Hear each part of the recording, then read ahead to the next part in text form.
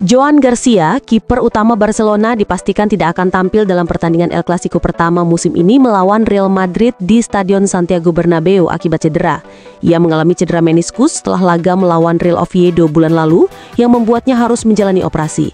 Walaupun awalnya diperkirakan bisa pulih dalam 4 hingga 6 minggu dan ada harapan untuk bermain di El Clasico, kondisi fisiknya saat ini belum memungkinkan. Garcia sendiri mengatakan bahwa proses pemulihan berjalan dengan baik, tetapi ia baru akan kembali bermain sekitar November 2025. Absennya Garcia menjadi pukulan berat bagi pelatih Hansi Flick, apalagi dengan beberapa pemain lain seperti Lamine Yamal, Rafinha, dan Fermin Lopez yang juga belum sepenuhnya fit. Barcelona kembali mendapat pukulan setelah gelandang andalan mereka Dani Olmo mengalami cedera saat menjalani sesi latihan bersama tim nasional Spanyol. Cedera tersebut terjadi menjelang laga kualifikasi Piala Dunia 2026 melawan Georgia dan Bulgaria yang awalnya dijadwalkan akan ia perkuat. Namun karena mengeluhkan rasa sakit di betis, Olmo terpaksa dicoret dari skuad. Hasil pemeriksaan medis menunjukkan adanya robekan pada otot soleus di kaki kirinya dan ia diperkirakan harus menepi selama sekitar 4 minggu. Kondisi ini membuatnya hampir pasti absen dalam 6 laga penting yang akan dijalani Barcelona, termasuk pertandingan El Clasico melawan Real Madrid. Selain itu, ia juga berpotensi melewatkan pertandingan La Liga melawan Girona, Elche dan Celta Vigo, serta 2 laga Liga Champions melawan Olympiakos dan klub Brugge. Real Madrid tengah menghadapi tantangan dalam menyusun lini serang mereka karena Kylian Mbappe dan Vinicius Junior sama-sama lebih nyaman bermain di sisi kiri lapangan. Hal ini menimbulkan keraguan, apakah kedua pemain tersebut bisa tampil secara efektif jika dimainkan bersama. Oleh karena itu, klub kemungkinan akan melakukan perubahan strategi di musim depan untuk mengatasi masalah ini. Selain itu, kontrak Vinicius yang hanya tersisa kurang dari 2 tahun membuat manajemen Madrid mempertimbangkan opsi untuk menjualnya ke klub-klub Arab Saudi dengan nilai transfer yang diperkirakan mencapai 250 juta euro. Jika Vinicius benar-benar dijual, Real Madrid berencana menjadikan Erling Haaland sebagai target utama pengganti posisi sang winger Brasil. Meskipun Haaland baru saja memperpanjang kontrak jangka panjang dengan Manchester City hingga 2034, Real Madrid tetap optimis bisa membawanya ke Santiago Bernabeu. Sejak bergabung dengan Chelsea dengan nilai transfer sebesar 115 juta pound sterling, Moises Caicedo telah menjadi pemain penting bagi klub. Penampilan gemilangnya, khususnya saat membantu Chelsea mengalahkan juara bertahan Premier League Liverpool, semakin memperkuat reputasinya sebagai salah satu gelandang terbaik di Liga Inggris. Berkat performanya yang luar biasa, sejumlah klub besar seperti Paris Saint-Germain dan Real Madrid mulai menunjukkan minat untuk merekrutnya. Real Madrid yang tengah mencari gelandang baru untuk musim depan, memantau perkembangan Caicedo dengan sangat serius. Namun Chelsea tidak berniat melepas pemain andalannya itu dengan mudah.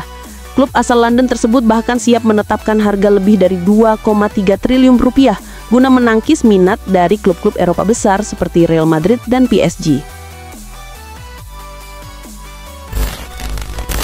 Arsenal cukup aktif di bursa transfer musim panas lalu dengan mendatangkan 7 pemain baru, termasuk Martin Zubimendi, Christian Norgard, Noni Madueke, Christian Mosquera, Victor Gyökeres, Eberechi Eze, dan Piero Hincapié. Kehadiran pemain-pemain ini bukan hanya memperkuat kedalaman skuad, tetapi juga menambah variasi dan kreativitas dalam permainan Arsenal.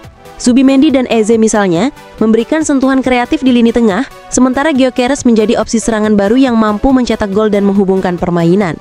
Patrick Vieira, legenda klub, menyatakan bahwa meskipun Premier League sangat kompetitif, Arsenal telah naik level dan menunjukkan perkembangan signifikan di bawah asuhan Mikel Arteta. Vieira menilai perekrutan pemain baru tersebut sebagai langkah strategis yang kuat dan percaya Arsenal bisa menjadi salah satu kandidat juara musim ini. Arsenal dikabarkan tengah mempersiapkan langkah besar di bursa transfer Januari 2026 dengan membidik gelandang muda Sevilla, Lucien Aguame.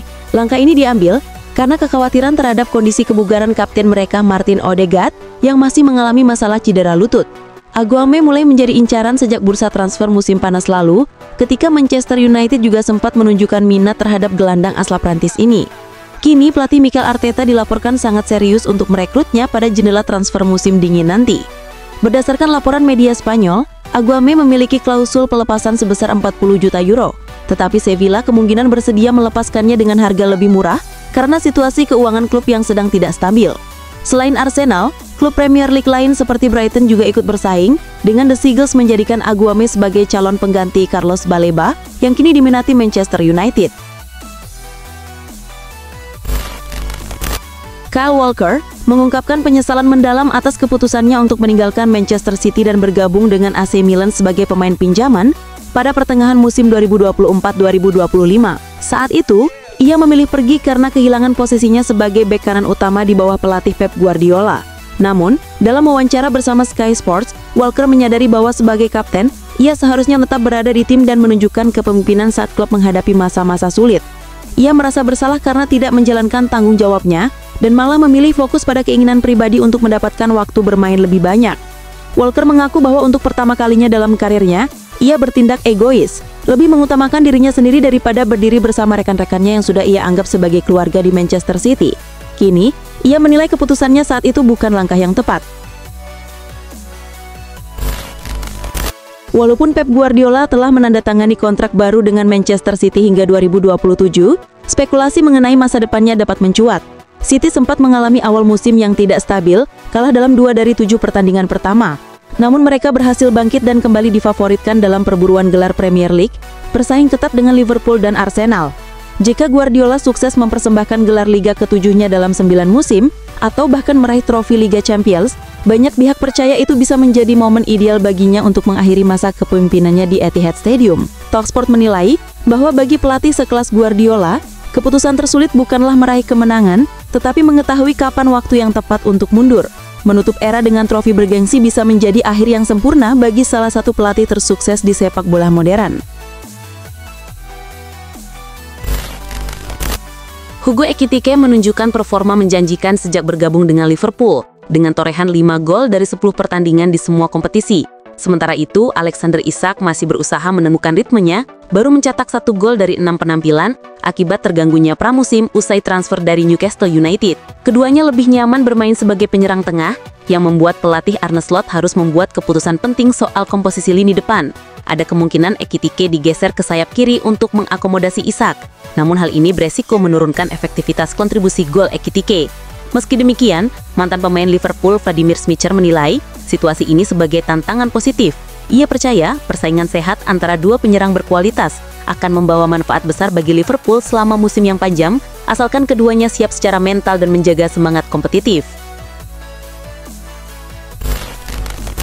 Bayern Munchen dan Liverpool dilaporkan siap menggoyang rencana Real Madrid untuk merekrut Marc Guehi, bek andalan Crystal Palace.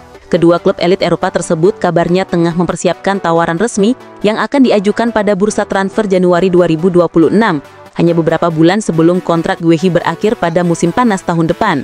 Strategi ini diyakini bertujuan untuk mendorong Palace agar bersedia melepas sang pemain lebih awal demi mendapatkan kompensasi finansial dibanding harus merelakannya secara gratis saat kontraknya habis. Situasi ini memanaskan persaingan di bursa transfer, mengingat Real Madrid sebelumnya disebut sebagai favorit utama dalam perburuan tanda tangan Guehi. Kini, dengan Bayern dan Liverpool masuk ke dalam radar, masa depan bek berusia 25 tahun itu menjadi salah satu topik paling menarik jelang dibukanya jendela transfer musim dingin 2026.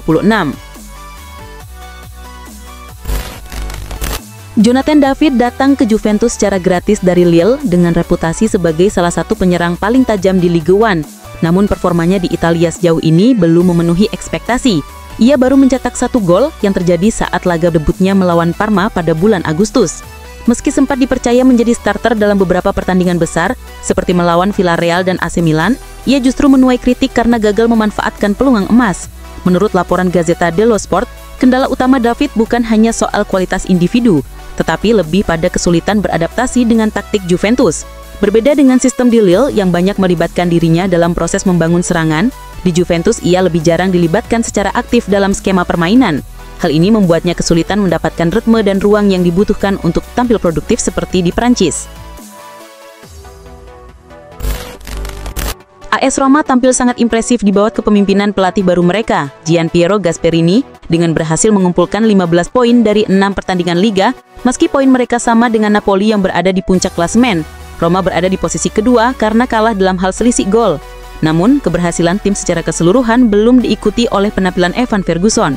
Striker asal Irlandia yang dipinjam dari Brighton pada musim panas ini belum mampu mencetak gol dalam 7 pertandingan yang ia jalani di semua kompetisi.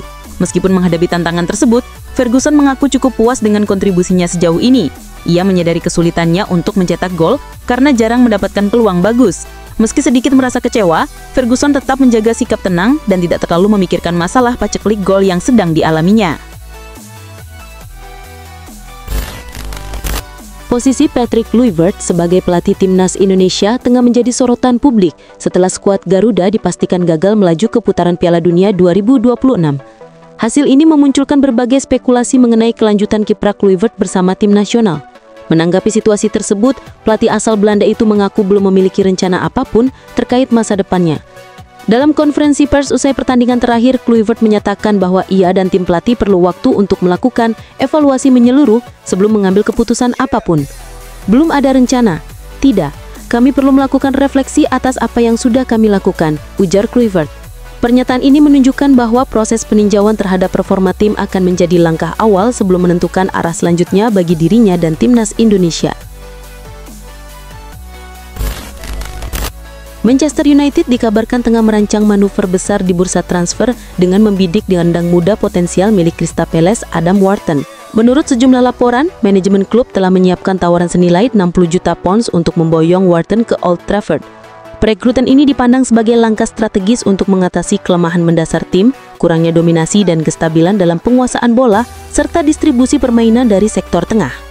Sementara itu, klub juga disebut siap membuka peluang bagi kepergian dua gelandang penting, Kobbie Mainoo dan Casemiro. Meski Mainoo tampil cukup konsisten dan Casemiro memiliki pengalaman segudang, keduanya dinilai belum mampu memberikan kontrol permainan yang dibutuhkan United di lini tengah musim ini. Ibrahima Konate mengalami cedera paha yang berpotensi membuatnya absen pada pertandingan besar antara Liverpool melawan Manchester United. Cedera ini terjadi saat Konate menjalani sesi latihan bersama timnas Prancis menjelang laga kualifikasi Piala Dunia melawan Islandia. Bek tengah berusia 26 tahun tersebut harus meninggalkan latihan lebih awal karena merasakan ketidaknyamanan pada bagian pahanya. Setelah dilakukan pemeriksaan oleh tim medis timnas Prancis, diputuskan bahwa Konate tidak dapat melanjutkan partisipasinya di pertandingan internasional tersebut dan akan segera kembali ke Liverpool untuk mendapatkan perawatan intensif. Kondisi ini menjadi perhatian serius bagi manajemen Liverpool karena Konate merupakan salah satu pilar utama dalam pertahanan tim dan absensinya berpotensi mempengaruhi performa Liverpool di laga krusial melawan rival berat mereka, Manchester United. Chelsea dikabarkan memasang harga transfer yang sangat tinggi untuk Enzo Fernandez sehingga membuat Real Madrid mengalami kesulitan dalam melanjutkan usaha mereka merekrut gelandang asal Argentina tersebut. Berdasarkan informasi dari sumber internal klub, The Blues hanya akan mempertimbangkan negosiasi apabila ada tawaran minimal mencapai 2,34 triliun rupiah. Klub London tersebut menilai Fernandes sebagai bagian penting dan tidak tergantikan dalam skema permainan yang diterapkan oleh pelatih Enzo Maresca, sehingga mereka enggan melepaskan sang pemain kecuali menerima tawaran yang benar-benar luar biasa. Penetapan harga yang tinggi ini sekaligus menjadi sinyal tegas dari Chelsea bahwa mereka berkomitmen untuk mempertahankan kestabilan skuad guna menjaga konsistensi dan daya saing dalam menghadapi berbagai kompetisi musim ini. Harry Maguire mulai kehilangan peran utamanya di Manchester United sejak kedatangan pelatih baru Ruben Amorim. Sepanjang musim ini, ia jarang tampil sebagai starter dan lebih sering duduk di bangku cadangan. Situasi ini menarik perhatian dua klub Arab Saudi, Al Nassr dan Al Ettifaq yang menawarkan gaji sangat besar mencapai 500.000 pounds per pekan. Meski tawaran tersebut menggiurkan, Maguire belum tertarik untuk meninggalkan Eropa. Ia masih ingin memperjuangkan tempatnya di skuad utama MU. Bek berusia 32 tahun itu bersedia menandatangani kontrak baru, tetapi hanya jika klub menjamin peran aktifnya di lapangan, bukan sekedar pelapis. Pihak manajemen klub dikabarkan akan segera melakukan pembicaraan terkait masa depannya. Jika tidak ada kesepakatan hingga Januari, klub luar Eropa bisa mulai mengajukan prakontrak. Marcus Rashford berhasil menemukan kembali performa terbaiknya setelah dipinjamkan dari Manchester United ke Barcelona. Ia dilepas karena tidak masuk dalam rencana pelatih baru MU Ruben Amorim. Kepindahannya ke Camp Nou terbukti menjadi titik balik dalam karirnya. Di bawah arahan Hansi Flick, Rashford tampil mengesankan dengan mencetak 3 gol dan menyumbang 8 assist dalam 10 pertandingan di semua ajang. Performa positif ini membuat Barcelona tertarik untuk mempermanenkan statusnya dengan opsi pembelian senilai 26 juta pounds pada akhir musim. Rashford sendiri merasa bahagia dan nyaman dengan kehidupannya di Spanyol dan tidak memiliki keinginan untuk kembali ke Manchester United. Ia bahkan menolak tawaran dari klub-klub besar lain termasuk Paris Saint-Germain karena merasa Barcelona adalah tempat yang ideal untuk mengembangkan karirnya ke depan. Arsenal mengeluarkan dana sebesar 51 juta pounds untuk merekrut Zubimendi, meskipun awalnya banyak yang meragukan langkah ini karena pemain tersebut sebelumnya sempat menolak tawaran dari Liverpool pada bursa transfer musim panas 2024. Namun, keputusan tersebut terbukti sangat tepat karena Zubimendi langsung menunjukkan performa yang luar biasa dan menjadi pemain kunci bagi Arsenal. Zubimendi sendiri mengaku bahwa ia sudah lama mengagumi gaya permainan Arsenal yang energik, muda, dan menarik. Namun, faktor utama yang membuatnya memutuskan bergabung adalah pendekatan personal dari pelatih Mikel Arteta. Ia merasa sangat terinspirasi oleh semangat, kejelasan visi, dan detail yang disampaikan Arteta saat menghubunginya secara langsung. Pendekatan tersebut membuat Zubimendi yakin bahwa proyek dan rencana yang dijalankan Arsenal sangat sesuai dengan ambisinya, sehingga ia merasa ini adalah tempat yang tepat untuk mengembangkan karirnya ke depan. Timnas Belanda menunjukkan performa luar biasa dengan mengalahkan Finlandia 4-0 dalam pertandingan kualifikasi Piala Dunia 2026 zona Eropa di Amsterdam. Gol dari Daniel Malen, Virgil van Dijk, Memphis Depay, dan Cody Gakpo memastikan kemenangan telak bagi Belanda. Kemenangan ini mengukuhkan posisi Belanda di puncak klasemen grup G dengan 16 poin, unggul 6 angka dari Finlandia yang turun ke posisi ketiga. Dengan hanya 2 pertandingan tersisa, Belanda kini hanya membutuhkan 1 kemenangan lagi untuk mengamankan tiket ke putaran final Piala Dunia 2026.